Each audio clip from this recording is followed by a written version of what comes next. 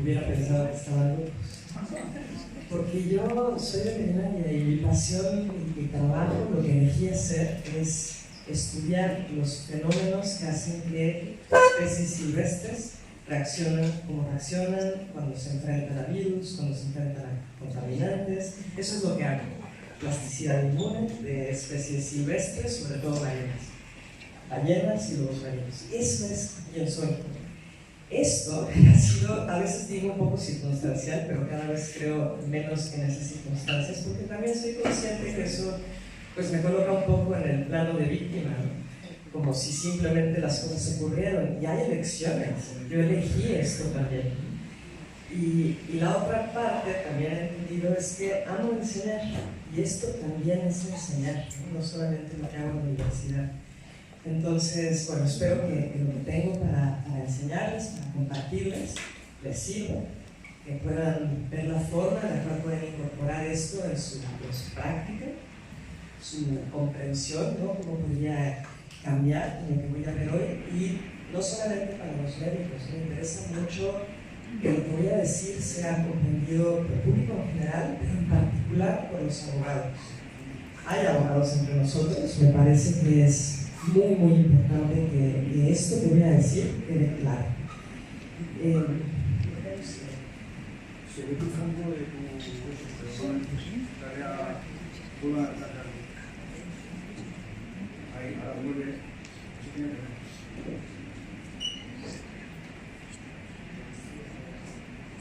ahora, listo, perfecto.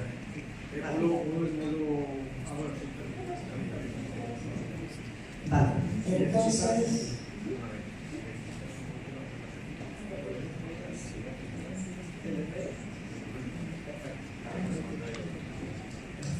entonces, bueno, le llamé a esta charla terapia génica para inmunizar una tecnología peligrosa, dañina y persistente. Y me estoy enfocando específicamente en las vacunas de ARN mensajero sintético. Específicamente es eso. Creo que está claro el por qué elegí enfocarme en esto nada más. Y siempre voy a dar una charla, trato de pensar cuál va a ser la temática, es decir, más allá del título, cuál es el hilo conductor, y trato de buscar algo de arte que manifieste eso que estoy intentando decir. Y me tomé con esto, con esta imagen, que me parece muy ad hoc a lo que estamos viviendo, ¿no? Esta persona subiendo a través de una cadena de ADN, un poco sin saber hacia dónde va a ir o las consecuencias de ese subir, y podemos ver que hay un impacto potencial en muchísimos órganos. El arte no es mío, evidentemente, no tenía la intención de hablar de las vacunas, seguramente, esto fue otra cosa, están hablando de hecho la parte positiva, al menos así fue, como lo pusieron en la revista, de manipular la información genética. Pero creo que capta muy bien lo que voy a intentar decirles.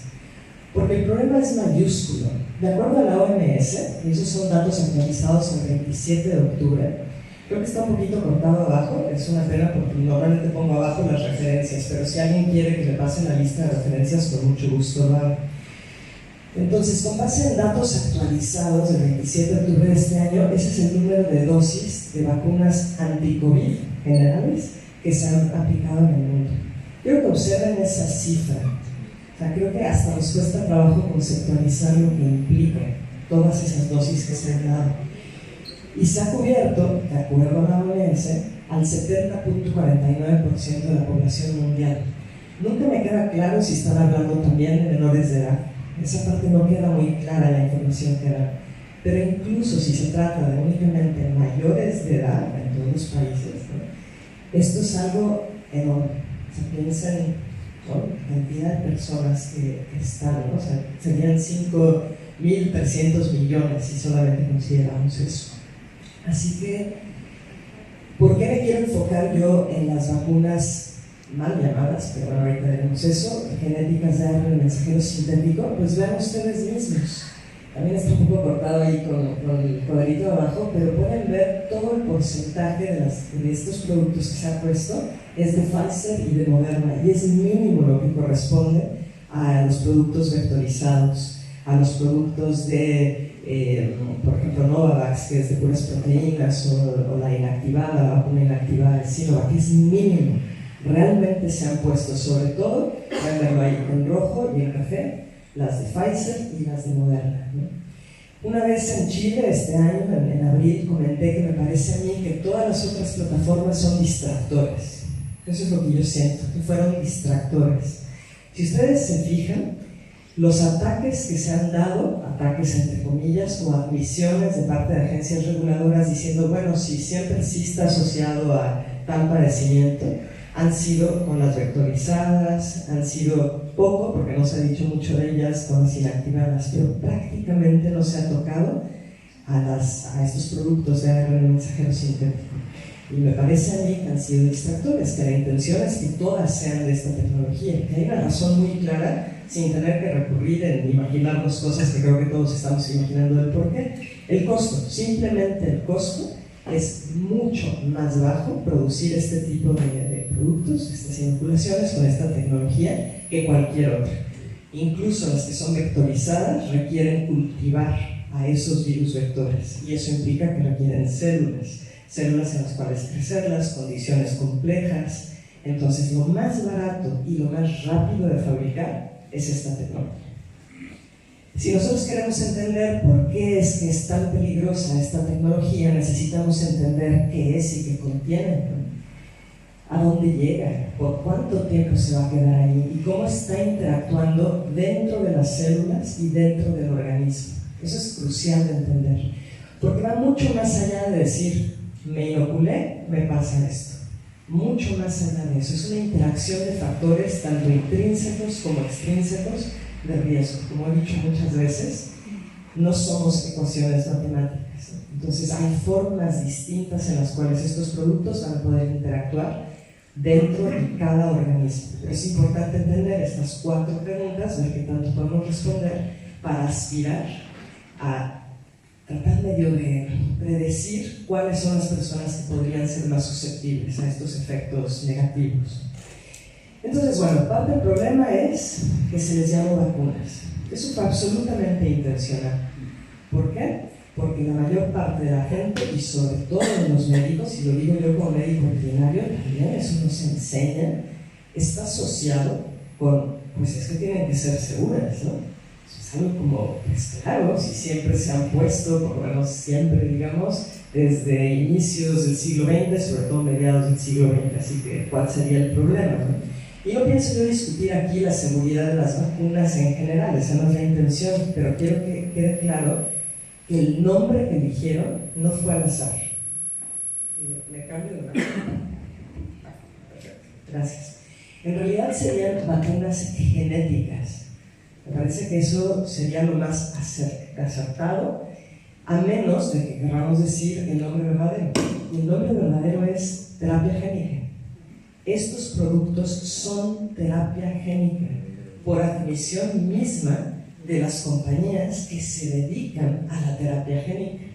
Eso ha sido algo que muchos de los autoproclamados verificadores de la verdad dicen, no, claro que no es terapia génica, porque la terapia génica implica la inserción de un gen dentro del núcleo para que se exprese algo. Ahorita vamos a ver si esto hace eso también o no. Pero no es cierto, eso es parte de la verdad. La terapia génica también puede ser darte el ARN mensajero para que tu célula exprese la versión correcta de una proteína que no estás pudiendo generar. Y eso es lo que hace este producto. Ahora, claro, si a los médicos les hubieran dicho, bueno, esto que estamos haciendo es terapia génica, a lo mejor más hubieran dicho, oye, eso como que no me parece muy bien. Y si al público le hubieran dicho lo que te voy a inyectar es terapia génica, a lo mejor hubiera habido un poco más de resistencia. Por eso los nombres son muy importantes. Las vacunas tradicionales, que no voy a entrar en demasiado detalle en esto, pero es importante que les quede claro, que se hacen cultivando al microorganismo. Es decir, una bacteria, virus, se cultivan y luego se hacen pases, si se va a tratar de una vacuna atenuada, para tratar de disminuir esa virulencia, la capacidad de hacer daño. Y normalmente se hacen pases en un organismo distinto, forzando a que haya un canje entre esa virulencia y la transmisibilidad. Obviamente no es así como al azar, lo hacen y luego verifican para asegurarse que tenga menos virulencia. Eso sería atenuado. El inactivado lo crecen y luego lo destruyen con formol, por ejemplo, es una de las formas en las cuales se puede inactivar. Y en ambos casos le ponen adyuvantes y eso es lo que se inyecta. Si pensamos en otro tipo de plataforma vacunal, como estas que se basan en proteínas, lo que hacen es generar algo que se conoce como un vector de expresión heterólogo. Por ejemplo, esta es una levadura que se transforma para que exprese la proteína que uno desea, que es en realidad lo que hicieron con estas otras vacunas, con la terapia génica, ¿no? Pero se lo estoy haciendo una levadura. La levadura produce estas proteínas, se purifican, se les pone un adyuvante y eso es lo que se inyecta. Entonces, eso sería la diferencia con las vacunas tradicionales que están aquí y con algo un poquito más nuevo, que es esto de las vacunas basadas en proteínas recombinantes. Pero esto de la terapia génica, y me voy a enfocar nada más en la ARN mensajero sintético, es muy distinto. Este es el proceso que hicieron para generar las vacunas que fueron usadas en los ensayos clínicos. Entonces, se tenía la información genética del gen que codifica para esto, que es la proteína Spike, ¿sí?, del virus SARS-CoV-2. Se tiene esta secuencia, se manda a sintetizar esta secuencia de manera artificial, eso se puede hacer, estamos hablando de más o menos 4.000 bases, y esta, por PCR, se hacen muchas copias, muchísimas copias. Y luego se usa una enzima para el ADN volverlo a ARN. Y entonces se puede esto meter en nanolípidos, partículas nanolipídicas que por sus cargas pueden asociarse con ese ARN mensajero y ya está. Es un proceso limpio, pero caro. Ojo que no estoy diciendo que eso sea bueno, solo estoy diciéndoles cómo es el proceso. Limpio, pero muy caro. Sobre todo por esta parte. Las enzimas para hacer PCR serían carísimas para producirlas de manera comercial, de manera global, ¿no? Entonces, bueno, lo que tenemos nosotros en esos productos es copias de ARN mensajero que ya está listo para ser leído por los ribosomas una vez que entra en la célula, y distintos lípidos pegylados, neutrales, colesterol, catiónicos ionizables, distintos tipos de lípidos que van a interactuar de distinta manera, tanto con el ARN mensajero que está dentro como con la membrana de la célula. Eso es muy importante porque esa es su forma de entrar. Recuerden que la membrana de la célula es una capa lipídica con proteínas. La parte lipídica es muy importante porque entonces puede esto, podía eso, interactuar con la célula. Bueno, entonces tenemos aquí una caperuza en la parte 5' de la secuencia. ¿Qué quiere decir eso? Es digamos que una de las estructuras que requiere un ARN mensajero para ser leído por los ribosomas. Luego tenemos las dos subunidades. ¿Por qué? Porque esto que ellos metieron codifica para la proteína Spike completa. Eso fue otro de los errores que estos autoverificadores, no autoproclamados verificadores, decían: no, pero no es la proteína completa. Claro que lo es. Claro que lo es. Pueden revisarlo ustedes en la misma página de Pfizer para ver, porque esta secuencia ya es conocida, son las dos subunidades. Luego tiene una región no traducida y una colita de polias, que es lo que requieren los ribosomas de las células eucariotas para poder hacer estas proteínas. Y otro cambio que tiene es que todos los lugares donde tenían uridina en esta secuencia en realidad tienen N1-metil-pseudouridina. No es uridina, es otra cosa, ¿sí? Y eso le va a dar muchísima estabilidad dentro de la célula.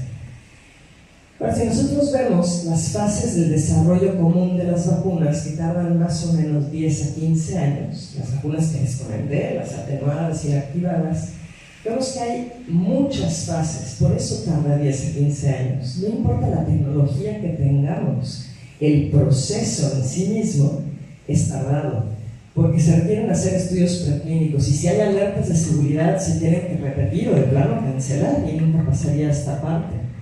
Luego las de fase 1, hay alertas de seguridad, tengo que reevaluar las dosis y otra vez regreso aquí y así nos vemos.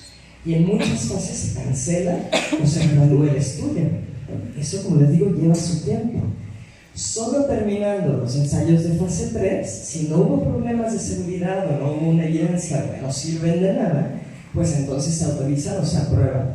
Casi siempre se aprueban porque esto lleva su tiempo, no es una emergencia, entonces si esto se lleva hasta acá, se va a aprobar, no se va a autorizar y se iniciaría una fabricación a gran escala en este momento. Y luego sigue un monitoreo post-aprobación y si hay alertas de seguridad, pues entonces se detiene su uso, aunque ya cuente con una aprobación. Eso sería el proceso normal. Quiero que vean cómo fue este proceso. Así. Empezaron basándose en estudios preclínicos de otras vacunas semejantes, no de estas. Esa es otra de las cosas que dicen los verificadores. Claro que se hicieron estudios en animales. Sí y no. Se basaron en resultados de otras vacunas con esta tecnología. Y ya que habían iniciado las fases clínicas, empezaron a hacer algunos limitados estudios preclínicos. Yo no sé ustedes, pero la palabra pre, al menos en México, significa dícese de lo que se hace antes, no después.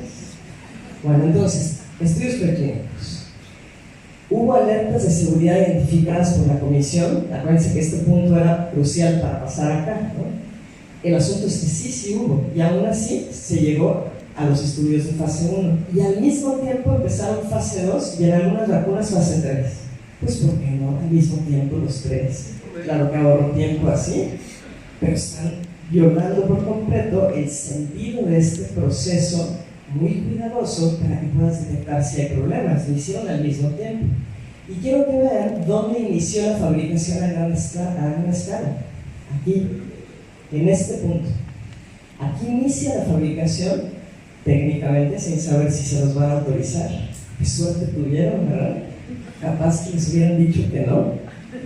Y el asunto también es que usaron un método diferente al de los ensayos clínicos. Es decir, que para hacer estos ensayos usaron la técnica que les dije. Pero aquí empezaron a fabricar con un método distinto. Esto es crucial que les quede claro a todos y en particular a los abogados que están aquí. Usaron un método distinto. ¿Qué quiere decir eso? De la manera más sencilla, que aquello para lo cual extendieron la autorización por emergencia no corresponde a lo que le inyectaron a 13.500 millones, o sea, de dosis, ¿no? 5.300 millones de personas. No corresponde.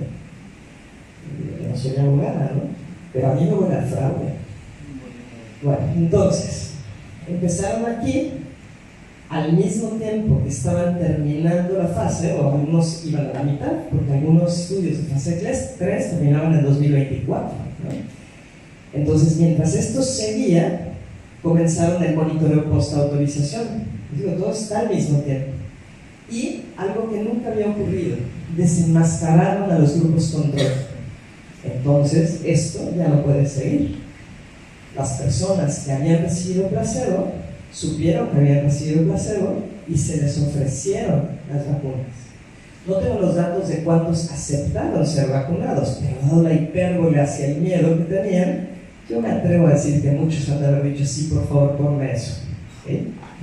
Lo cual, en cierta forma, permitió tener un mini experimento, porque a esas personas a las que les pusieron ese producto, después de que se supone que eran controles, les pusieron este segundo método.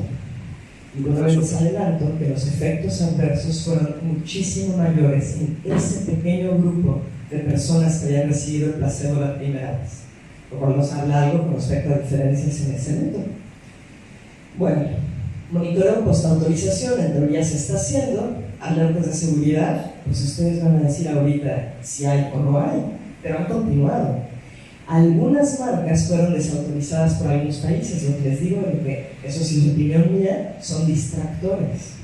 En algunos países han dicho, no, ya AstraZeneca ya no se pone a los jóvenes, porque está asociada con tal y tal y tal. Pero estas otras, de ARN mensajero sintético, no me las toquen. ¿De acuerdo?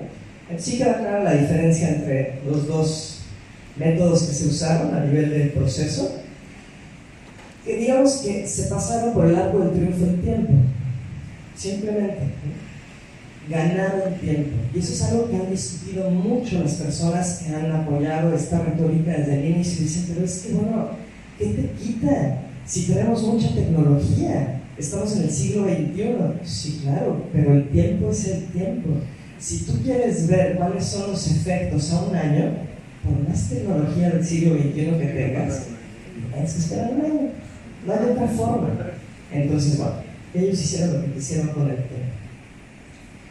Y como les digo, es clave recordar que se usaron procesos diferentes para fabricar los viales que se usaron en los ensayos clínicos y en la población en general. ¿Cuál fue la diferencia del proceso? Nada más.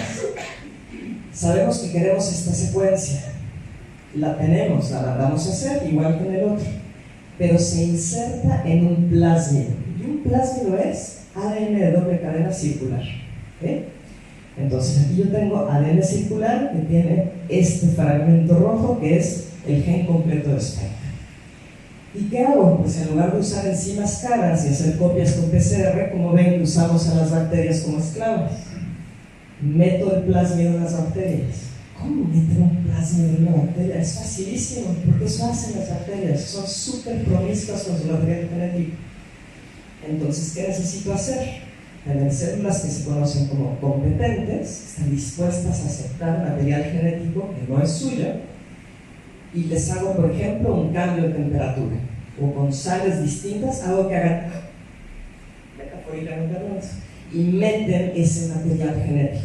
¿Okay? Entonces ya lo tienen acá adentro, aquí está el plasma, y las pongo a crecer. Cuando estas bacterias hacen copias de sí mismas, también van a copiar al plásmido. Genial, ¿no? Bueno.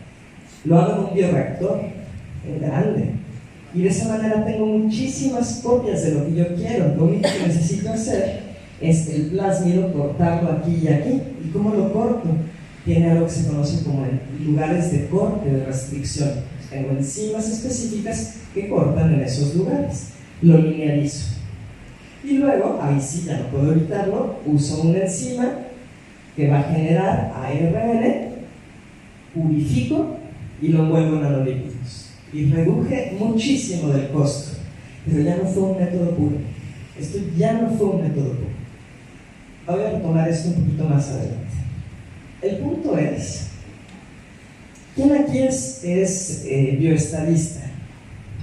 ¿O quién diría, a mí me fascinan los números? Ok, pocos. ¿Están de acuerdo que no requieren amar los números para darse cuenta que hay un problema? No hace falta, ¿no? Es decir, tenemos todas las muertes asociadas a vacunas que han sido reportadas al sistema de registro de eventos adversos posiblemente asociados a vacunas de Estados Unidos por año. Desde 1990, cuando fue creado, hasta este año que no ha terminado. ¿Sí? Tenemos un problema. ¿Saben lo que les dije? ¿Hay alertas post-mercado? Ignorado. Claro, podría ser que no tenga que ver con la vacuna, puede ser, pero hay que estudiarlo. Y el problema, si lo ponemos en números, es este. El promedio anual de muertes posiblemente asociadas a todas las vacunas que hay que se aplican en Estados Unidos es de 282 por año. 282 muertes cada año posiblemente asociadas. No me parece un número pequeño, para nada, pero este es un poquito mayor. El promedio anual de 2021, 22, lo que hay del 23, no ha terminado, es de 12.541 muertes por año. ¿Eso qué implica? Que es 44.4 veces mayor. Eso es lo que implica. Esa mortalidad posiblemente asociada, y eso es solamente tomando en cuenta este espacio, este tiempo, ¿no? Es decir, aquí falta todavía, ¿no? Lo que se acumula. En otras palabras, tenemos más de 22.000 muertos posiblemente asociados a estos, muy probablemente a estas vacunas, porque aquí hay otras vacunas que se han aplicado, ¿no? Pero muchas de ellas han sido estas de COVID. Y si nosotros aplicamos el factor de corrección que Jessica Rose calculó de su reportaje, es decir, que no se reporta todo a redes, porque es un sistema pasivo de reporte. Entonces muchos médicos no reportan, porque no saben, porque les da flojera o porque tienen miedo. Y mucha gente tampoco reporta porque sus médicos les dicen no tiene nada que ver con la vacuna. Es un sistema pasivo. Si se aplica este factor de corrección que calculó Jessica Rose en el 2021, tenemos que multiplicar esto por 31. Y estaríamos hablando de casi 700,000 muertes posiblemente asociadas a estas vacunas. Y con mucha seguridad podemos decir que son estas vacunas y no las otras, porque vean la tendencia, en todo este tiempo se han aplicado las otras. Lo único que ha cambiado es eso de las vacunas genéticas. ¿Y por qué hablo de vacunas genéticas si en Estados Unidos se aplican otras?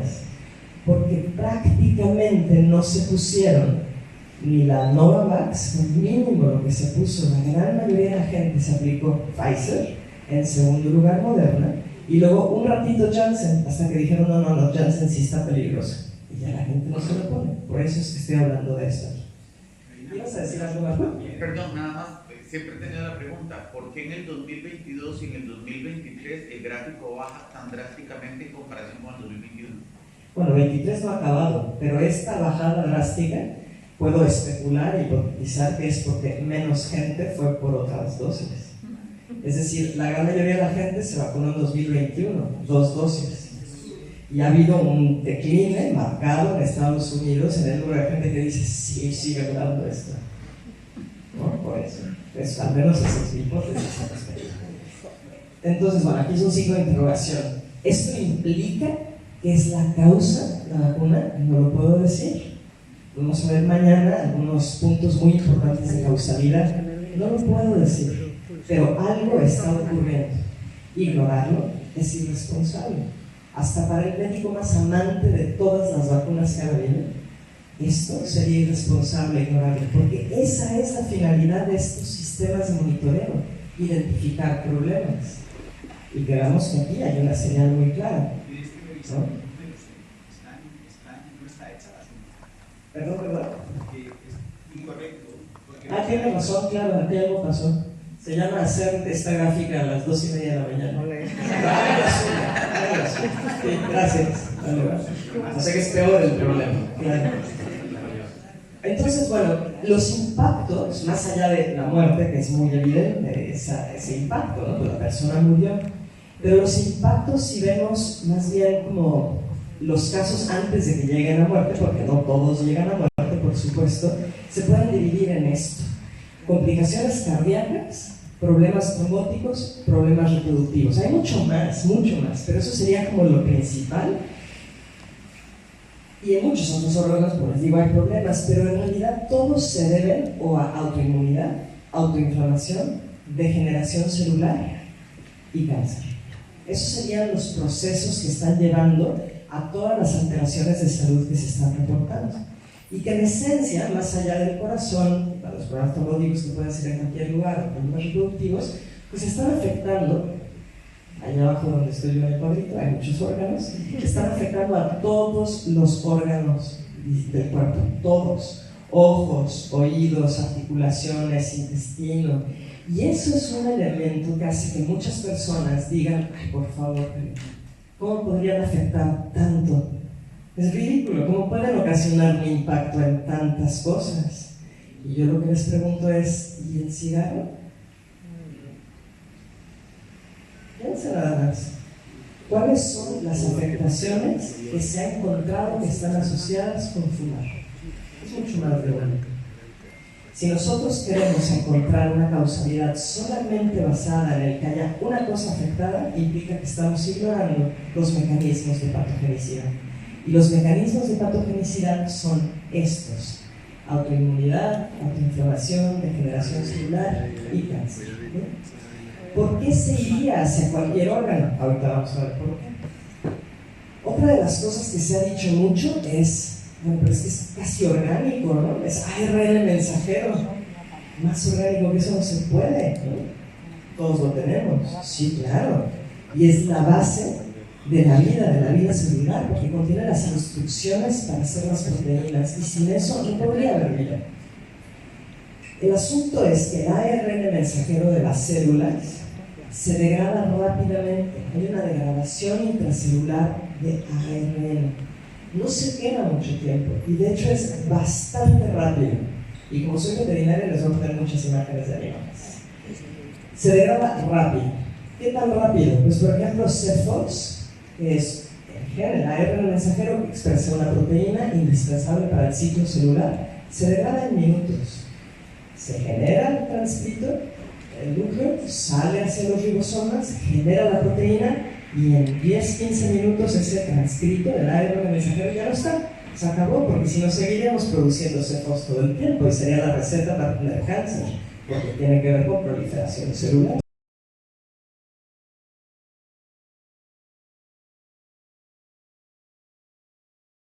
Nos dijo que iba a ocurrir. La verdad era como una historia de ¿para qué te estresas?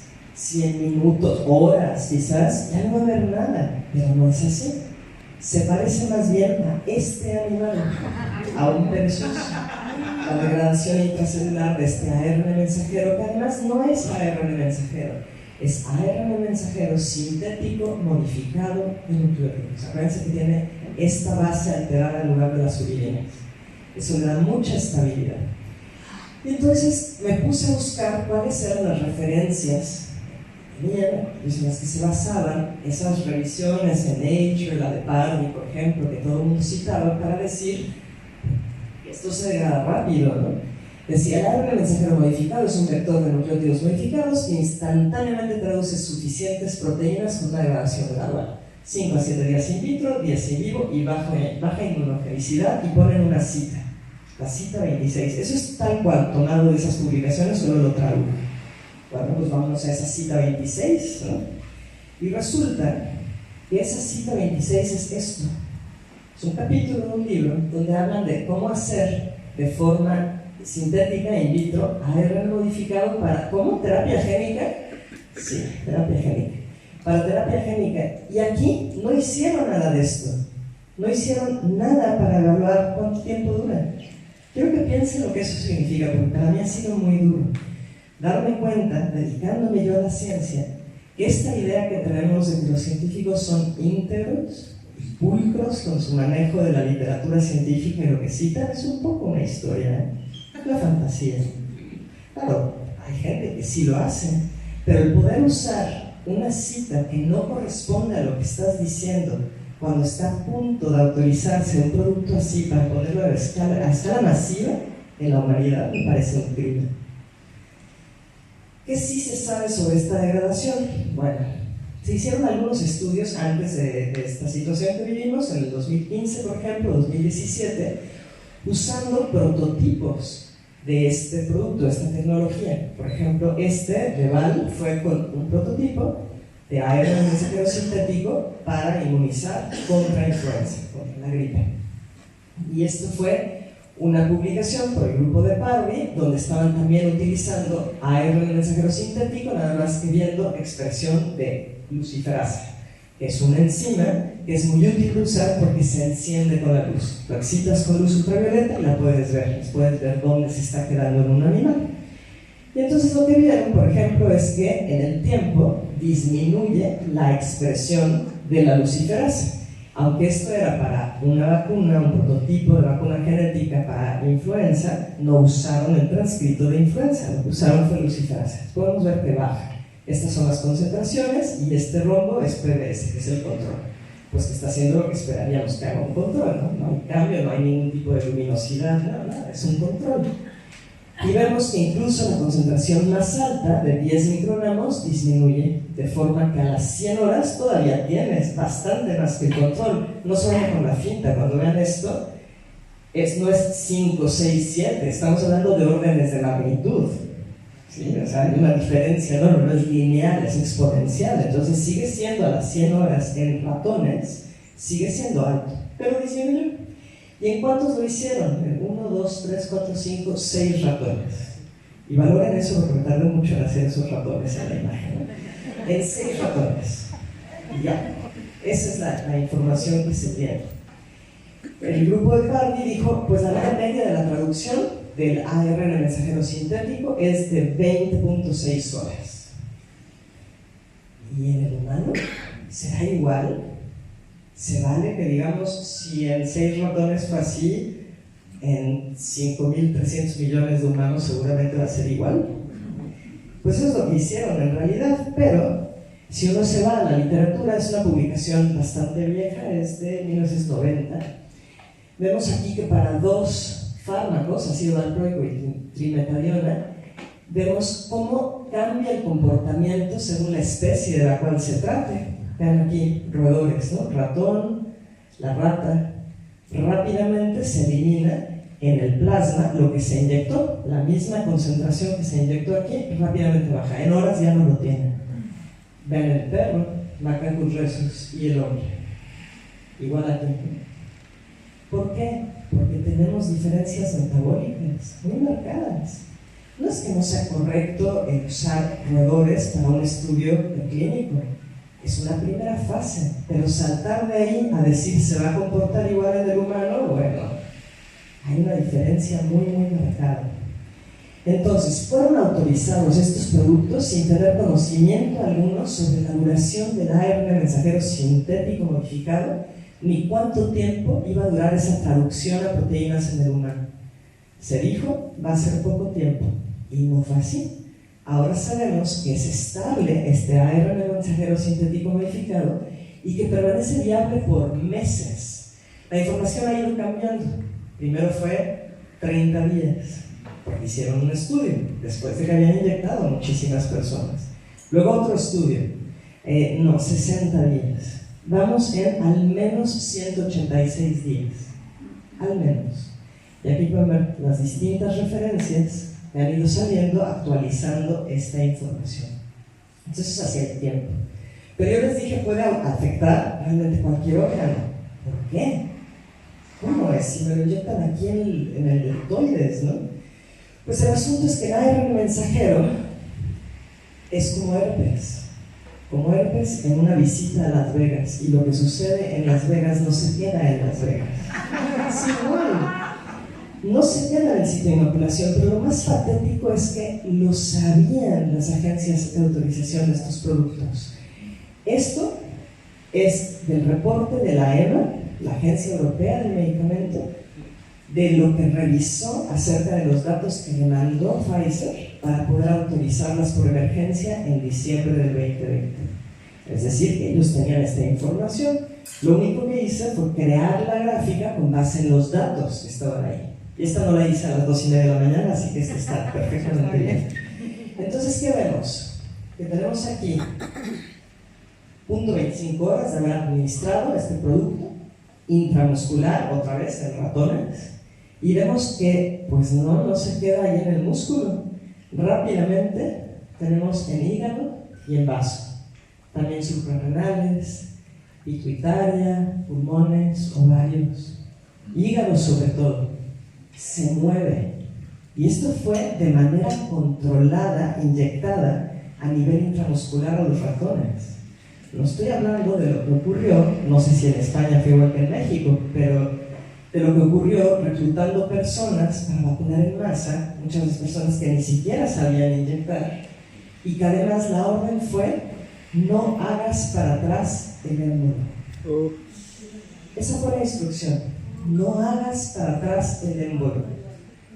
Yo no sé cuántos de ustedes siguen inyectando, porque muchas veces los médicos dejan de hacer eso. Los veterinarios no nos podemos dar ese lujo, porque rara vez tenemos a un enfermero o enfermera que haga las cosas, lo tenemos que hacer nosotros. Pero siempre hacemos para atrás el émbolo, porque la posibilidad de pegar un vaso sanguíneo es alta. Quizás a nivel del glúteo no tanto, pero esto no fue inyectado en el glúteo. Esto fue inyectado en deltoides. Y vean ustedes nada más la cantidad de vasos sanguíneos que tenemos ahí. La probabilidad es alta.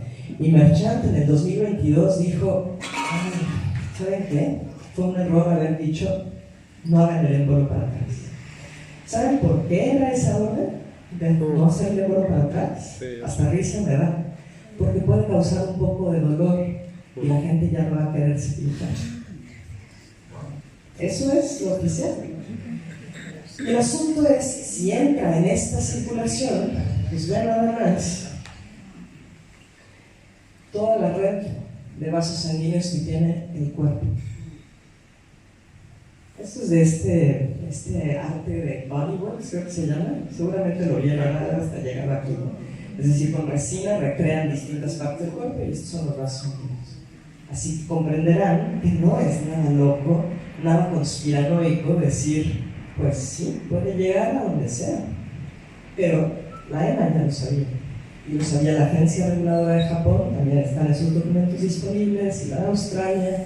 No he podido conseguir la de México porque parece que es literalmente de seguridad nacional, pero el punto es, lo sabían las agencias y no les importó. Ahora, tuve el honor de escribir un artículo con Roxana Bruno, donde es una hipótesis, pero muchas de las hipótesis que hemos planteado, ahora ya hay evidencia que lo sustenta, donde dijimos, ¿qué es lo que ocurre una vez que este producto de ARN mensajero entra? ¿Qué pasa? Sabemos que entra, eso es un hecho. ¿Por qué? Porque las nanopartículas lipídicas para eso son, porque emulan como si fueran una membrana celular y logran fusionarse. Entonces, de que entra. ¿Y qué pasa ahí? Bueno, parte de estos transcritos se acumulan, aquí ya quedó liberado, los lípidos se quedan en la membrana, se acumulan en el citoplasma y una parte se va a ir hacia los ribosomas, pero otra parte va a ser degradada. ¿Qué tanto? No sabemos, pero sabemos que son bases modificadas, no es uridina, es 1-metil-pseudouridina. Entonces esto probablemente es muy bajo.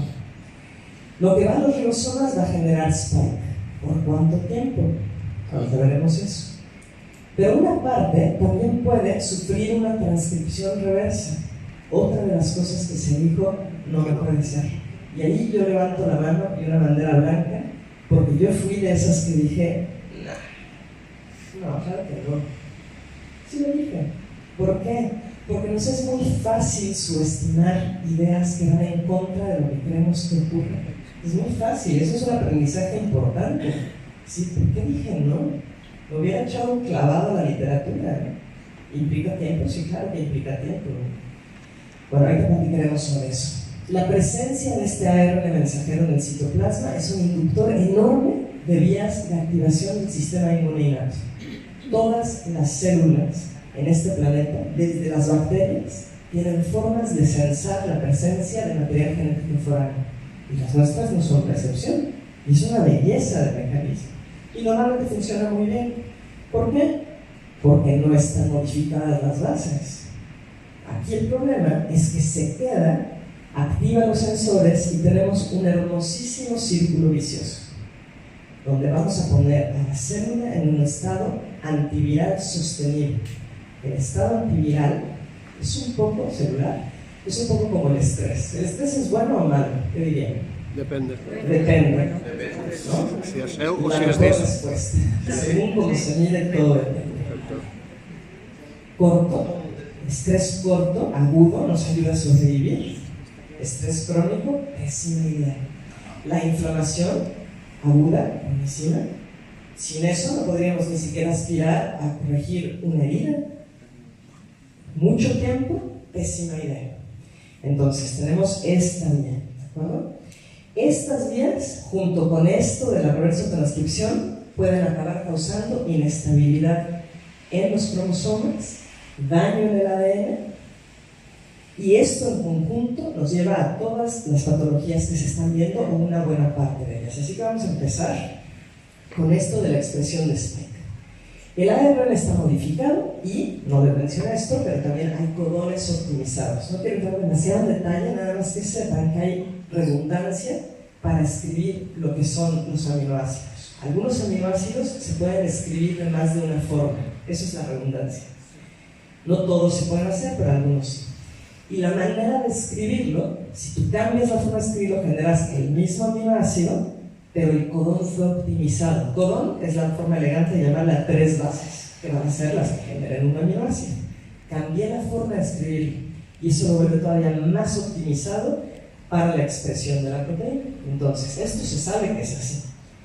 Y como les comenté hace rato, sabemos que al menos 186 días siguen produciendo una parte de las personas esa proteína spike. Entonces, ¿por qué? ¿Por qué se produce tanto tiempo? Ya les dije que hay bases modificadas, eso es una razón, pero tanto tiempo. Entonces quiero contar un poco una historia que nos va a ayudar a entender muchísimo por qué dije que es esencial que los abogados comprendan esto que estoy diciendo. Se empezó a ver que había ARN degradado, y esto en realidad se supo desde finales del 2020, y se supo porque hubo un hackeo. No sé si ustedes supieron de eso, salió publicado en el British Medical Journal, que dentro de lo que cabe es de las revistas médicas que ha sido más contestataria, dentro de lo que cabe. Ahí trabaja Peter Doshi, que ha sido muy crítico hacia esto que estamos teniendo. Entonces, bueno, hubo un hackeo de los servidores de la EMA con respecto a Pfizer. Tenían la información, la hackearon. ¿Quién lo hizo? Pues quién sabe, ¿no? Alguien que sabe de cómputo. Entonces, la información que pudieron rescatar de ese hackeo es que la EMA sabía que había ARN y ADN degradado y ADN en los viales, y que le escribieron a Pfizer y dijeron: oye, esto no está bien. ¿Qué respondió Pfizer? Eso sí no sabemos, eso no salió, pero ellos sabían. Entonces esto se lo mandan al British Medical Journal de manera anónima, y el British Medical Journal lo investiga, alguien que se llama Pinari, y lo publicaron como una nota, ¿okay? Bueno, entonces se sabe que había ARN degradado. Más o menos el 50% del ARN mensajero sintético que tenía que estar en el vial estaba degradado. ¿Qué implica eso? Algo tremendo, porque el ARN degradado es tremendamente proinflamatorio. Por otro lado, implica que el proceso de manufactura fue medio malo, ¿no? No debería de estar degradado. Está 25 veces el límite que la FDA indica que puede estar dentro de productos de este tipo, ¿okay? Por otro lado, había ARN de cadena doble. ARN de cadena doble es un inductor rapidísimo de interferón, que es la molécula antiviral por excelencia. Bueno o malo, depende cuánto tiempo lo vas a producir, porque te lleva a un estado inflamatorio. Había endotoxinas bacterianas y ADN plasmídico. ¿Se acuerdan que les dije que era el plásmido? 330 nanogramos. Esto excede el límite de la FDA, que dice que 10 picogramos es lo que puede haber. Picogramo es 1000 veces más chico que el nanogramo, para que tengan una idea de la situación. Entonces, esto se sabe en el British Medical Journal. Lo pongo así porque no es una publicación científica, fue un reporte, una nota que sacó esta periodista. Y luego Robert Malone, haciendo un análisis de unos viales, encontró lo mismo. Pues sí, hay ARN degradado y demás. Bueno, esto quedó ahí, porque no tuvo mucha trascendencia, debió haberla tenido, pero en realidad se juntó un poco con otras noticias que empezaron a salir de personas que examinaban bajo el microscopio gotas de los viales. Y yo desde niña veo cosas bajo el microscopio, me fascina. También me fascinaba hacer experimentos con un set de química y casi incendio la casa de mis papás.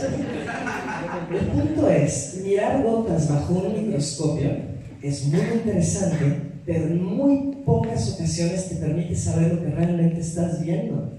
Puedes imaginarte que se parece a tal, yo le veo cara de un pulpo, claro, pero no estás usando la técnica adecuada para decir, eso es tal cosa. Hay técnicas adecuadas para esto. Pero empezó a salir. Y algunos pudieron hacer técnicas analíticas, encontraron colesterol, eso no nos debe de sorprender, es uno de los ingredientes que están listados por la misma Pfizer y Moderna. Los nanolípidos cristalizados, pues claro, si tú pones una gota bajo un microscopio, después de un ratito bajo la luz del microscopio se va a cristalizar, eso es esperado. No es esperado que haya todos estos metales, no tendrían que estar ahí. Ni aluminio, ni silicio, ni azufre, no tienen nada que hacer ahí. Pero estos estudios fueron un poco como vistos, como bueno, no tiene mucho sentido esto, ¿no? ¿Por qué? Porque eran viales ya abiertos. Y cuando alguien recibe un vial abierto ya no tiene validez científica, porque no sabes si alguien lo contaminó. No sabes. No puedes tomar la palabra de quien te lo dio. No puedes, en ciencia no. Por otro lado, Pablo Campra Madrid, el doctor Pablo Campra, encontró en un estudio comisionado ex profeso para eso, lo cual no es correcto. Es decir, no fue buscar qué contienen los viales, fue dime si contiene grafeno. Eso ya es dirigido en ciencia y no es muy buena idea. Bueno, se hizo y él encontró trazas de elementos que podían ser compatibles con grafeno en algunos de los viales que analizó, algunos abiertos, algunos cerrados.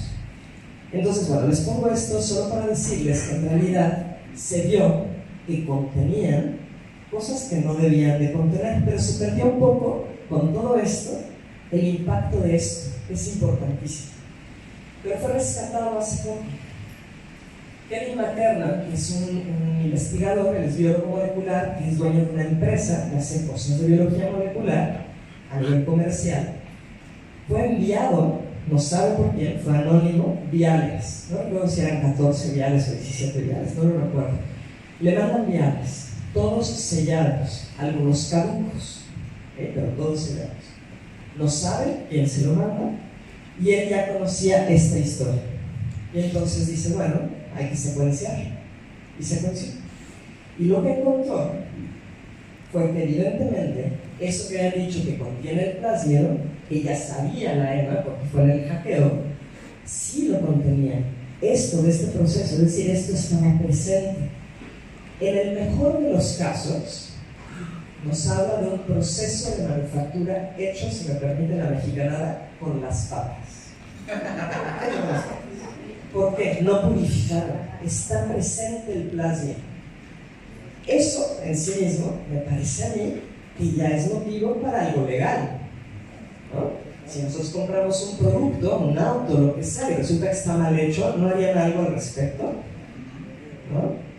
Es un poco lo mismo, pero con implicaciones más fuertes. Entonces, en lugar de que solamente contenga ARN cubierto en nanolípidos, tenemos a los plásmidos cubiertos de nanolípidos también, lo que incrementa todavía más su habilidad de entrar en las células. Ahora, McKernan tenía viales de Moderna y de Pfizer, y aquí las cosas se van a poner muy complicadas. Los de Moderna son el plásmido, como se esperaría con base en ese proceso número 2 que hicieron. Está mal que haya habido un proceso distinto. Ya les dije por qué, ¿no? Autorizaron el proceso 1 y le aplicaron a la gente los viales del proceso 2.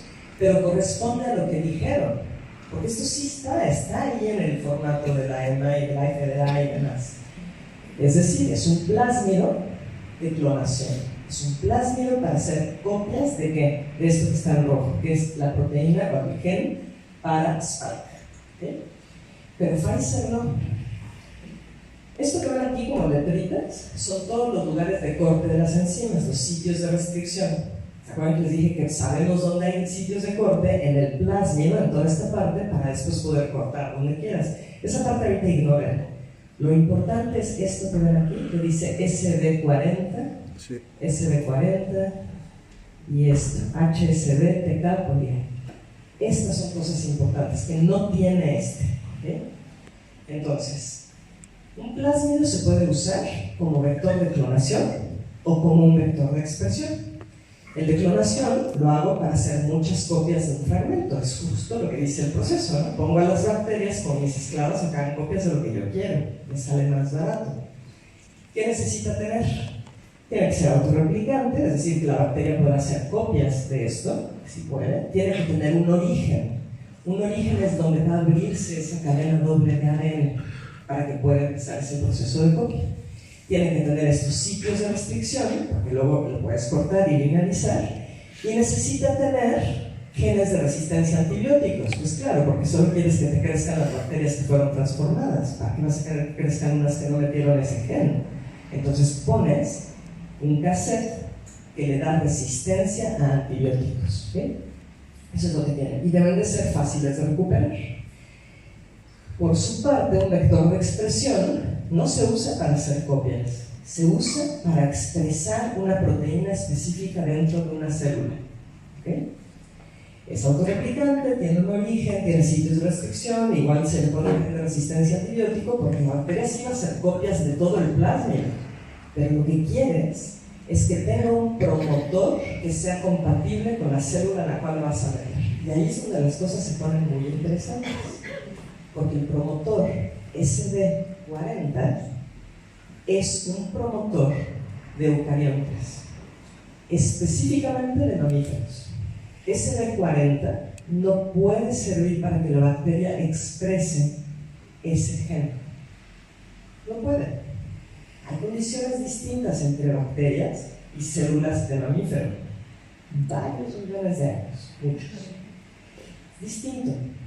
Entonces, solamente se usa SD40 si lo que quieres es que esto entre en una célula y sea expresado por la célula. Hay muchos promotores que se pueden usar de CD40. El asunto es que es más allá de CD40, pero CD40 tiene en este promotor un cachito chiquito, que es esto que dice enhancer, que es un potenciador, que lo que hace es tener la posibilidad de ser reconocido por unas proteínas que tenemos en el citoplasma, hace clic con ellas y lo llevan al núcleo, meten el plásmido al núcleo. Es decir, que el plásmido de Pfizer en realidad es un cromosoma artificial de mamíferos. Y eso sí, no estaba descrito en su proceso. Eso no estaba descrito en su proceso y no tiene una forma de entenderse que hayan usado SD40 para hacer lo que dijeron que iban a hacer. Y ya estaba mal de por sí, porque era otro proceso, ¿no?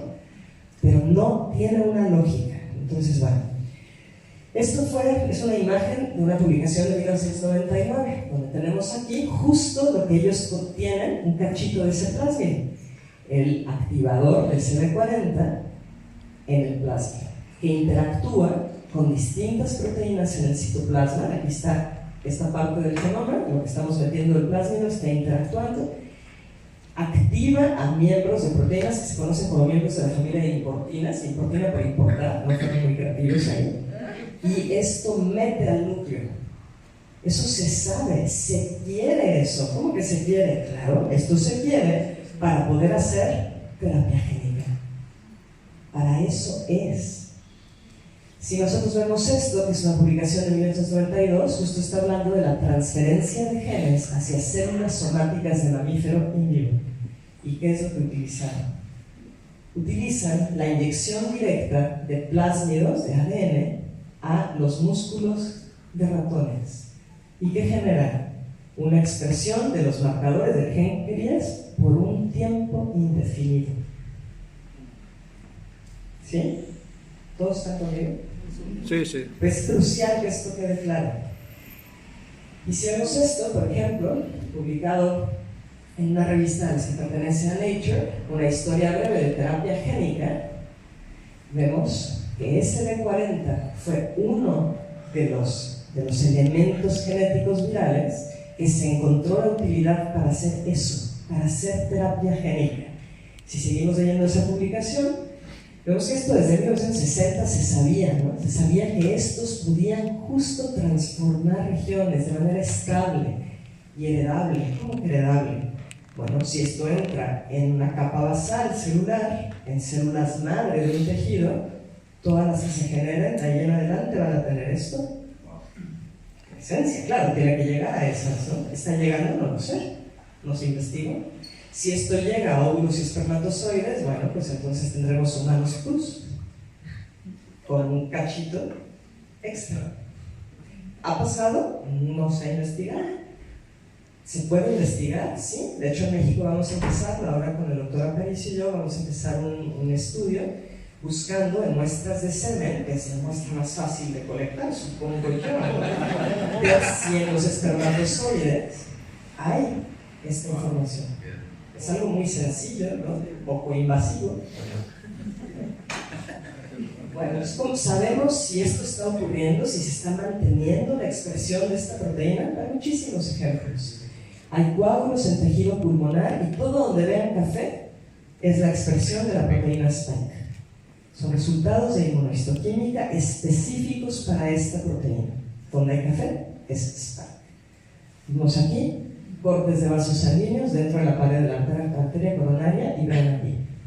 Está expresado Spike.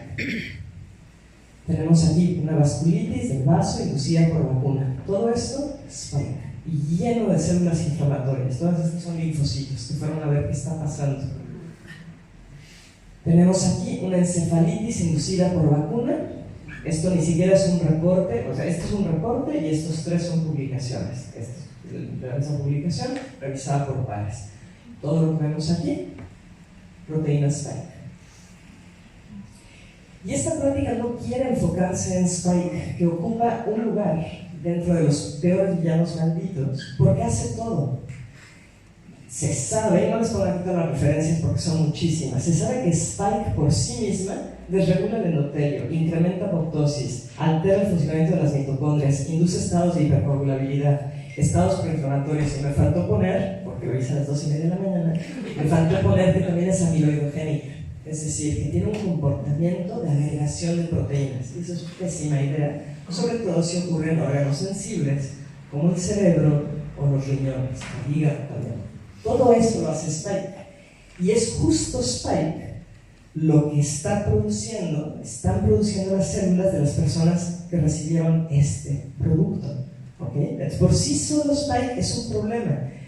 Y nada más quería decirles eso, que me parece muy irónico. Esto salió en Scientific American, que no es una revista científica como tal, más bien es como de divulgación científica seria.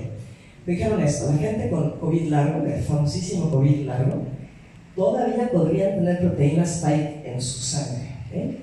Es decir, es un biomarcador posible de COVID largo que sugiere que la condición en algunas personas como que nunca se acabó realmente, el virus no se fue, lo cual, para cualquier persona que sepa biología de coronavirus sabe que es absurdo. No establecen infecciones latentes, son infecciones agudas. No hay motivo por el cual siguiera. No es como otros virus, por ejemplo el herpesvirus, que puede establecerse en estado episomal dentro de un citoplasma. Esto no es así. Entonces, las personas con COVID largo podrían tener proteínas de Spike en su sangre aún. Eso es una ironía como esta. Absoluta ironía. ¿Por qué? Porque mucho de la retórica fue, bueno, no protege de que te infectes, vale, lo tenemos que aceptar. Pero estos productos, inyéctatelos porque te van a evitar COVID largo. ¿Ves la ironía? Si el COVID largo en la narrativa oficial es porque estás produciendo Spike mucho tiempo,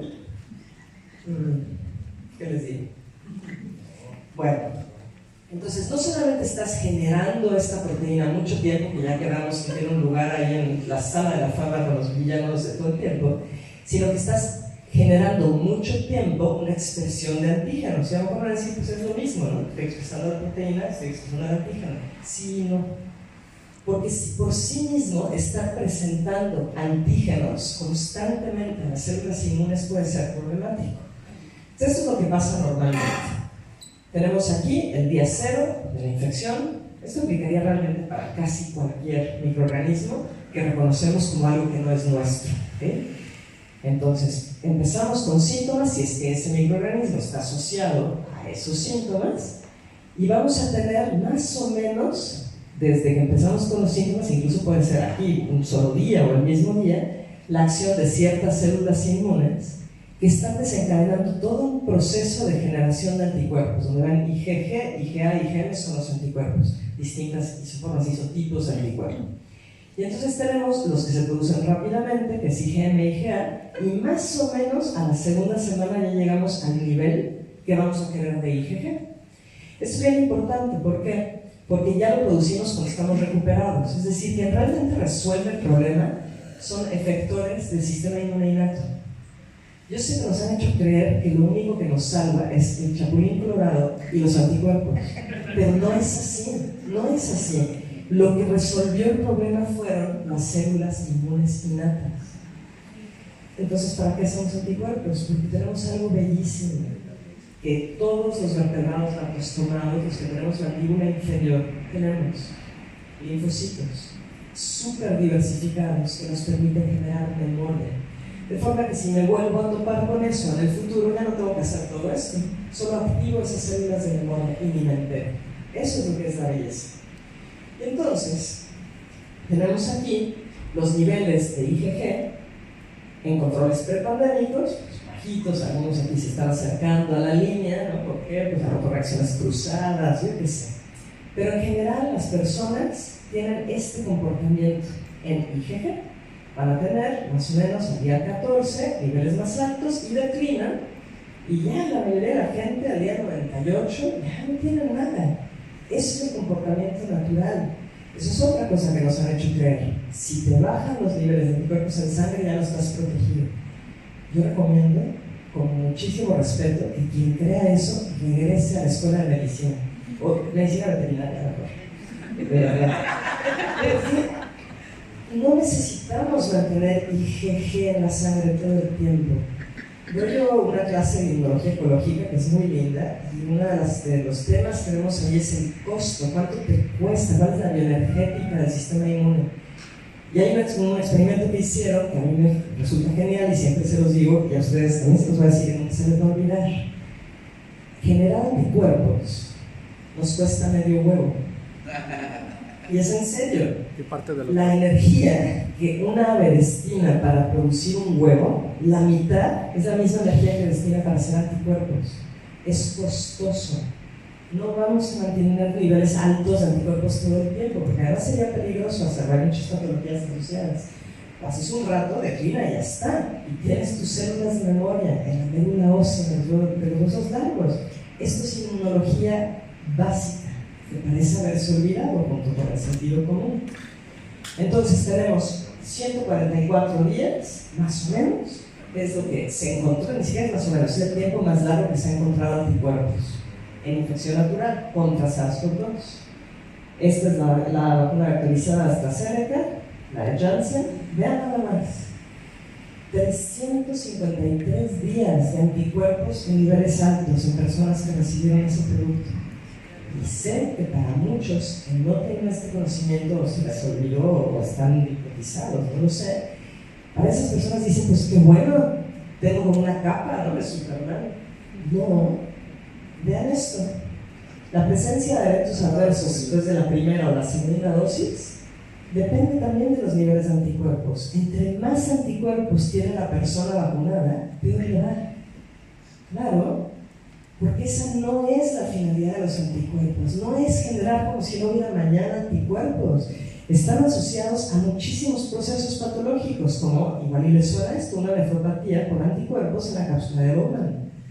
Eso es por una presencia alta de anticuerpos.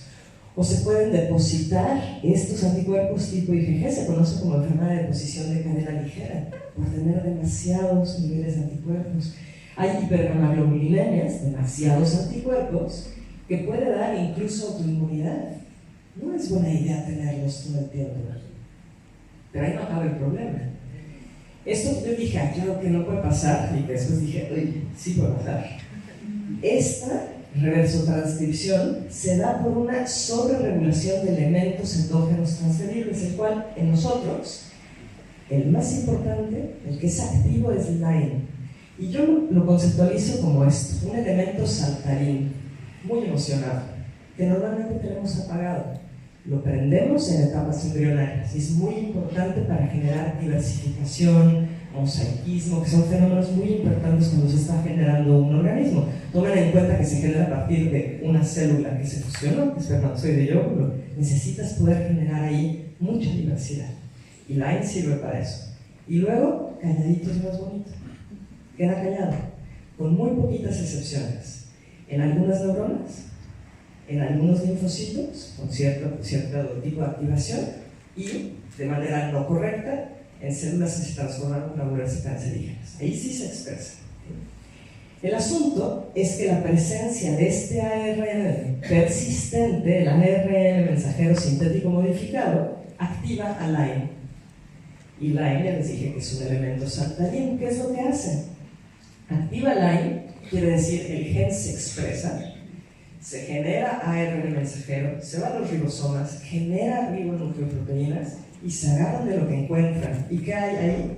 Muchísimo ARN mensajero de Spike. Y le dicen, tú te vienes conmigo y te vuelvo ADN. ¿Cómo ves? Lo vuelven ADN y lo meten al núcleo con mucha posibilidad de que se inserte. ¿Por qué digo mucha posibilidad? Porque eso no se estudió. Lo único que hizo el grupo del DEM fue ver en rojo la expresión de Lyme según distintas concentraciones de la vacuna. Esto fue en células hepáticas cancerígenas. Y luego en azul pueden ver dónde están los núcleos y colocalizan. Es decir, el grupo de Alden encontró que Lyme agarra el ARN mensajero de Pfizer, lo vuelve ADN y lo mete al núcleo y ya no quisieron ver si se integra. No los culpen. Se quedaron ahí. No sabemos si se integra, pero, ¿se acuerdan de eso? Vayan poniendo las capas. Esto contiene un promotor que tiene un enhancer, un potenciador, cuya función es meter al núcleo e insertar. Las dos cosas son una combinación de una tormenta perfecta. Ahora, la activación de sensores inmunes innatos, les dije, la acumulación de este ARN mensajero también activa estos sensores. ¿Y cuál es el problema de esto? Bueno, al menos, ya hace rato, el año pasado, se encontró que al menos 60 días sería viable ese ARN mensajero. Ahora sabemos que es más, 186 días, porque si no, no estarías produciendo la proteína. Y es posible que esa producción ni siquiera sea por el ARN mensajero, sino que se haya integrado, lo cual es peor. Pero vámonos a esta donde sabemos que 60 días está activo. Esto se publicó hace poco, el 27 de septiembre, hace un mes, donde vieron que la duración de este ARN mensajero de la vacuna es lo que está asociado con el problema cardíaco que se está viendo en tantas personas vacunadas. El ARN mensajero persistente. ¿Por qué? Porque en el corazón está ocasionando una inflamación tremenda. Esto, por ejemplo, estamos viendo el número de macrófagos por campo de alta resolución con transformación logarítmica. Aquellos que murieron 30 días después de la inoculación, vean la inflamación que tienen. Es brutal. Y esta pudieron en esa publicación adjudicarla a que estén siendo positivos por PCR, que no le tengan miedo al PCR. El problema no es el PCR, es cómo lo usaron. Como técnica es muy buena para hacer copias de algo. A través del PCR vieron que está presente, ya lo puedes volver a ADN por enzimas, está presente este material de Pfizer. Y según lo que está presente, tenemos inflamación. Aquí no está presente y no hay inflamación. Eso fue un estudio muy importante, uno de los más importantes a mi juicio. Bueno, tenemos aquí también un estudio reciente, la cantidad de interferón gamma, de estos elementos, de estas moléculas que ponen a la célula en un estado antiviral y autoinflamatorio, los niveles normales en controles, y aquí tenemos 3 meses después de la segunda dosis, 6 meses después, 3 semanas después de un refuerzo. Son niveles altísimos. Eso no quiere decir que, bueno, estoy protegido. Quiere decir que está desregulado mi sistema inmune y puedo tener muchos problemas. El interferón da un estado antiviral, un estado proinflamatorio continuo, y eso puede generar muchísimos problemas, entre ellos vasculitis, por ejemplo, inflamación de los vasos sanguíneos, alveolitis. ¿Qué no era eso lo que queríamos también proteger, se supone? O tenemos aquí miocarditis fatal aguda con neutrófilos, linfocitos, histiocitos, una inflamación brutal. Tenemos acá miocarditis. Todo lo que ven como puntos azules, si recuerdan sus clases de histología, son linfocitos, son células inflamatorias que no tienen nada que hacer ahí y sin embargo están. Por otro lado, la activación del inflamasoma, que es una manera muy moderna de decirle a todos los elementos que participan en promover la inflamación, el inflamasoma, puede jugar un papel en la progresión rápida del cáncer. Hubo mucho enojo de las autoridades y de los verificadores, que se enojan muy fácilmente, cuando se empezó a decir que había turbocáncer y dijeron, ese término no existe. Tienen razón, pero sí existe el sinónimo, se llama hiperprogresión de cáncer. Entonces, bueno, para no enojarlos vamos a decir cáncer hiperprogresivo. El cáncer hiperprogresivo tiene que ver justo con esta secreción de interferón gamma. Cuando está presente, puede reprogramar el metabolismo de una célula tumoral que ya estaba ahí y que es común que la gente la tenga, pero si su sistema inmune está funcionando adecuadamente, muchas veces ni se entera. Ni se entera, es destruido. Pero con un estado proinflamatorio en esta célula tumoral puede llevarla a una reprogramación y justo generar el cáncer hiperprogresivo. Esto se sabe y se suma al Lyme, que quedamos que también puede ocasionar esa inestabilidad, y al plasmio, la tormenta perfecta para cáncer rápido. ¿Está ocurriendo? Ahora díganme ustedes. Estos son datos del Gobierno de México, del sector salud, que se pidieron a través de acceso a la información, y tenemos la incidencia anual de cáncer de mama en mujeres en México. Los colores representan el año, y estos son los grupos de edad. Entonces, por ejemplo, de 10 a 14 años, pues no había realmente un problema hasta el 2021. 2021, 2021. Y de nuevo, no creo que tengan que ser así amantes de los números para darse cuenta que algo cambió en el 2021. Algo cambió. Un incremento de 3.249% en mujeres de 20 a 24 años de edad. ¿Les parece normal? No. ¿Estoy diciendo que esto fue la vacuna? No, no estoy diciendo eso.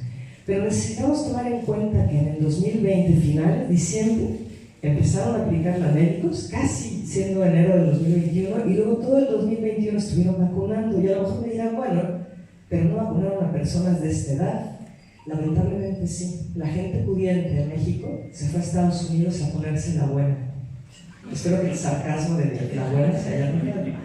Eso hicieron. Así que sí hubo niños muy pequeños vacunados. Tener un incremento de 518% en el 2021 de cáncer de mama en niñas de 10 a 14 años de edad, a mí me enoja. No puede ser. Y es posible que no sea la vacuna, pero algo está pasando. ¿Cómo puede ser que epidemiólogos, médicos de humanos, vean eso y no se indignen o al menos se preocupen? No lo puedo entender. A lo mejor resulta que es otra cosa, pero hay que estudiarlo. Ahora, no hay ningún estudio, uno solo, que haya evaluado los efectos de recibir 4 o más dosis de estos productos. Y el problema es que es una estimulación monoantigénica. ¿Por qué? Porque solamente producimos esa proteína spike. Solamente. Y eso puede llevar a autoinmunidad o, digamos, un poco lo contrario, que tu sistema inmune, sobre todo los linfocitos, digan, ya, no voy a trabajar más, porque tú me estás diciendo que esto que me estás poniendo, pues debe de estar aquí. Esto es normal, se llama llegar a un estado de tolerancia. Y en el contexto de lo que estamos viendo no es lo mejor. Le estás diciendo a tus linfocitos, trabaja, hasta que dicen ellos, bueno, pero si me estás dando esto todo el tiempo, dicen, porque esto es normal. Y no se quedan solo ahí, sino que ya no quieren trabajar en general. Es un estado de senescencia que puede conocerse también como una alergia. La alergia es cuando ya no hace nada para nada. Es un estado de inmunosupresión, una inmunosupresión adquirida. En esencia es eso. Y esto también suma a los mecanismos con los cuales podemos generar cáncer, porque en esencia el cáncer es el resultado de un sistema inmune que no está jalando muy bien, ¿no? Entonces, ¿tenemos evidencia de que hay autoinmunidad? Sí, claro, este es solo uno de muchos. Si ustedes tienen curiosidad, busquen en el NCBI, pongan autoimmunity, COVID vaccine y van a ver lo que sacan. Muchísimos casos. Esto simplemente es una hepatitis fulminante autoinmune. Hay hepatosis, es decir, células que entraron en muerte celular programada, hay rosetas que nunca es buena idea en el hígado, todo eso está ocurriendo. ¿Qué más sabemos? Bueno, pues un estudio hecho en ratones inmunizó únicamente con una región de spike específica en varios puntos. ¿Qué es lo que vieron? Esto. Aquí tenemos el control, el PBS, o sea, el secretado de solución conjugada de fosfatos. Aquí están los anticuerpos en contra de esta región de la proteína. Y vean, en el formato extendido, que eran todas estas, empieza a bajar. Y a lo mejor van a decir, pues que bueno, ¿no? Porque nos dijiste que mantenerlo alto es mala idea. Los dos son mala idea. Pero en uno te puede llevar a autoinmunidad y en el otro te puede llevar a lo contrario, donde el sistema inmune dice, se acabó, me cansaste. ¿Sí? Tenemos más evidencia. En el convencional, que son pocas dosis, y en el extendido ya empezó a bajar la cantidad de interferón gamma, factor granulosis tumoral, las células plasmáticas, que son las células chismosas del sistema inmune, que siempre se la pasan ahí criticando también y generando anticuerpos, los linfocitos de memoria. Todos los parámetros están bajando. ¿Qué refleja? Se está agotando el sistema inmune. ¿Eso estará pasando en los humanos vacunados? Pues experimentalmente no lo sabemos, pero vean estos datos de Dennis Rancourt. Está la incidencia acumulada de COVID, y aquí tenemos en azul las personas que están al día con las inoculaciones, las que les digan, las que sean, van y se las ponen. Estos no, se vacunaron pero no están al día, una dosis, dos quizás. Y vean la diferencia en la incidencia de COVID. entre más te vacunas, menos dado eres a poder defenderte. También tenemos esto, admisiones al hospital para noviembre del 2022, diciembre del 2022, personas con 4 dosis, 3 dosis, 2 dosis, 1 dosis, ninguna dosis. El desconocido, pues no sabemos, no había información sobre si estaban vacunados o no. Digo, yo no sé ustedes, pero es una tendencia. Y tenemos aquí admisiones no a hospital, sino unidad de cuidados intensivos y muerte. Estos dos colores, rojo y azul, son muertes en noviembre y en diciembre. Estos colores son admisiones a la unidad de cuidados intensivos en noviembre y diciembre. 4 dosis, 3 dosis, 2 dosis, 1 dosis, ninguna dosis. No es una pandemia de los no vacunados. Se ha debilitado el sistema inmune de los que sí están vacunados. Y todavía tenemos comentarios como este. Va la sexta, la séptima, la octava. Vamos por 10, hasta para campaña política, ¿eh? Tenemos aquí, de acuerdo a esta pista, el porcentaje por cada 100 que se ha vacunado en distintos países. Es decir, aquí son casi 4 dosis. Claro, aquí en Cuba creo que no utilizaron esta tecnología de mensajero sintético, creo que no. Tenemos aquí en distintos países, Perú, que se usa mucho, casi 3, ¿no? En promedio. Hay muchas dosis, una estimulación hiperantigénica. Que no puedo evitar pensar en esto. Y es tremendo, ¿no? Ni siquiera lo estoy poniendo con una intención de broma. Es tremendo, genera mucha angustia. Porque llevamos años tratando de decirle a la gente, no lo hagas, sin decirlo lo hagas. Porque cada quien es responsable, ¿no? Entonces, bueno, ¿qué podría pasar? Que con una dosis mantenemos un estado antiviral sostenido, autoinflamación, autoinmunidad, pero si sigo y sigo y sigo y sigo, pues a la larga llego a agotar el sistema inmune y entonces tengo mayor riesgo de cáncer. ¿Le va a pasar a todos los inoculados? No. Yo he escuchado gente que dice, todos van a morir dentro de no sé cuánto tiempo. ¿Cómo podemos saber eso? Y qué feo. Qué tremendo decir una cosa así cuando no lo sabemos, sobre todo porque no somos ecuaciones matemáticas. No lo somos.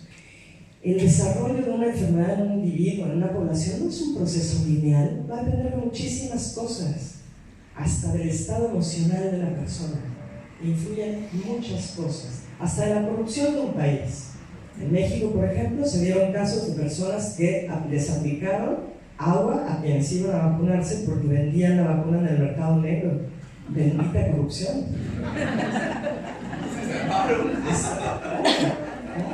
Ahora el asunto es saber a quién le tocó, ¿no? Ese es el punto. Pero lo que es preocupante es que esto va mucho más allá de COVID. Mucha gente me ha dicho, bueno, Karina, ya bajé 2 rayitas, ¿no? Esto ya acabó. Ya acabó. No ha acabado. Y no hablo ni siquiera de COVID. No ha acabado. Si nosotros buscamos en Clinical Trials, hace 3 meses había 165 estudios clínicos registrados de ARN mensajero que sean vacunas y que no tengan que ver con COVID. Ahora, esto lo hice ayer a las 2:30 de la mañana, 176 estudios. Esto es lo que quieren para todas las vacunas, porque es lo más barato, eso sería el mejor de los casos. Ustedes llenan la frase que quieran para entender por qué. ¿Contra qué lo están haciendo? Estos ensayos clínicos son contra, si quitamos todos los que tienen que ver con cáncer, porque muchas de estas vacunas son, se supone, para cáncer, lo cual es también muy irónico, 77 microorganismos, entre ellos todos estos. ¿Cuál es el problema? Que, por ejemplo, al menos influenza, muchísima gente lo tiene asociado, y no me voy a meter en que si es bueno o malo, solo les digo, mucha gente lo tiene asociado con, bueno, como cada año ya está, y no van a pensar 2 veces en, ¿será la misma tecnología? A ir por ese producto. Eso es lo que es preocupante. Que yo sepa, actualmente no hay ninguna vacuna pediátrica que no sea COVID que tenga esta tecnología, pero es cuestión de tiempo y muy poco tiempo, muy poco tiempo. Y lo más patético es que incluso se maneja este tipo de cosas. Esto fue en febrero de este año, el nuevo Botox, hasta para lo estético. ¿Para qué te aplicas Botox o te compras cremas caras si lo que puedes hacer es terapia génica Una vacuna antiarrugas es terapia génica para que expreses colágeno o elastina. Entonces, pues tu piel será como cuando tenías 21 años, ¿no? O sea, si una persona ve esto como algo positivo, yo ya no sé qué decir. De verdad, ya no sé qué decir. Y esto no crean que solo es publicidad. Aquí está la publicación. Aceptado en noviembre, publicado en enero de este año. ARN mensajero, que se da de forma intradérmica y tiene vesículas que encapsulan este ARN mensajero para terapia de reemplazo de colágeno, terapia génica. Aquí no le llamaron vacuna, no sé por qué, bajo su misma definición tendría que ponerla, es exactamente lo mismo. Y en animales también, ¿no?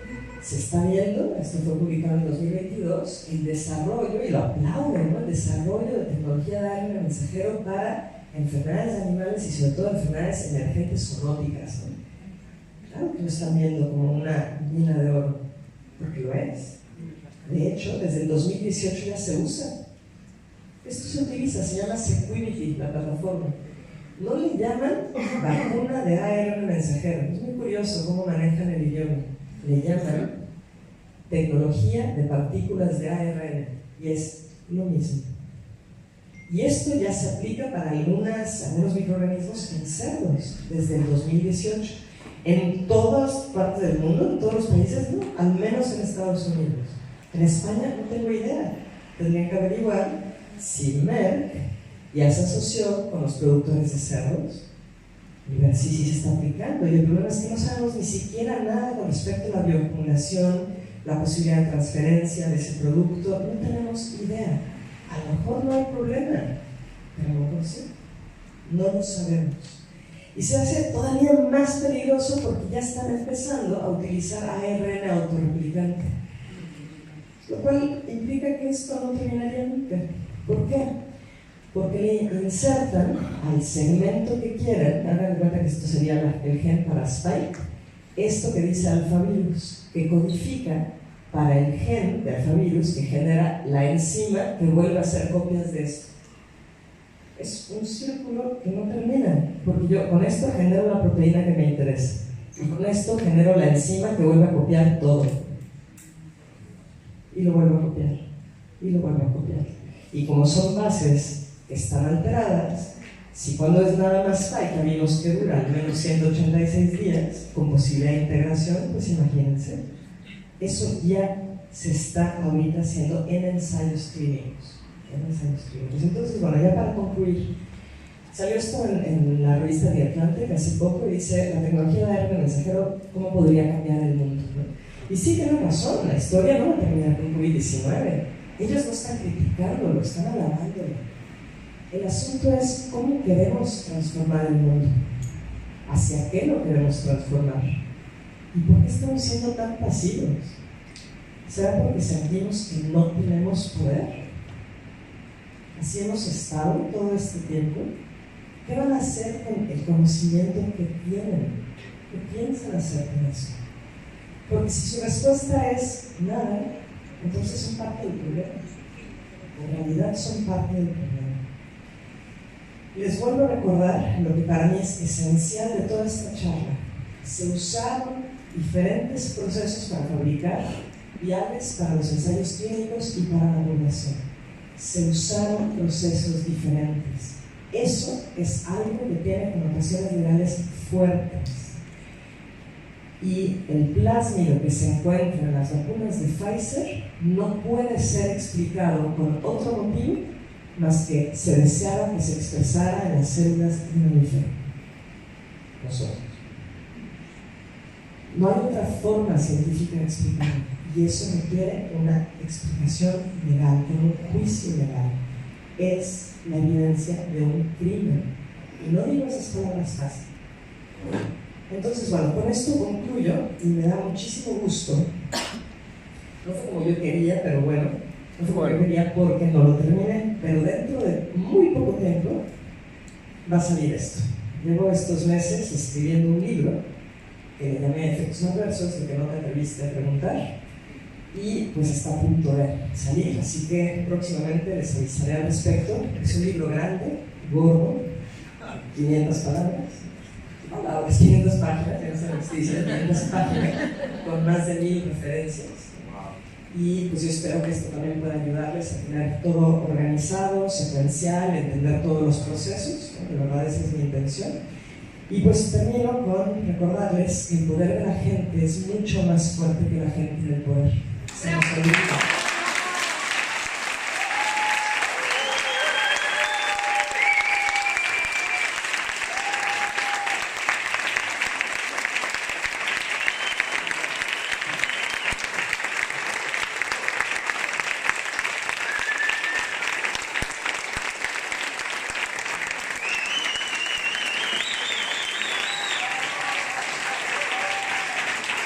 Voy a abrir la luz.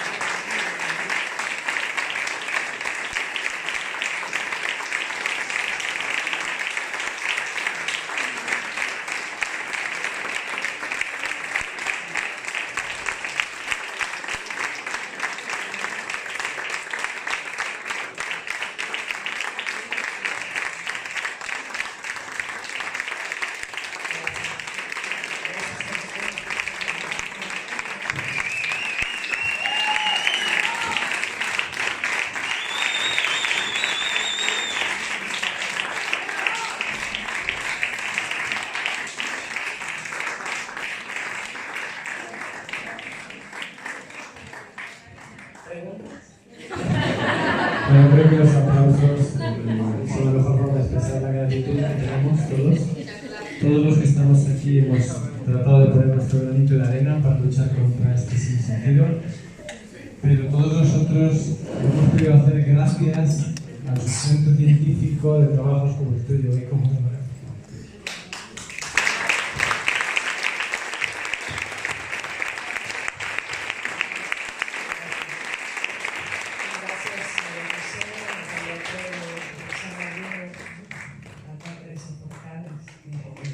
Me inspira mucho. ¿Seguir?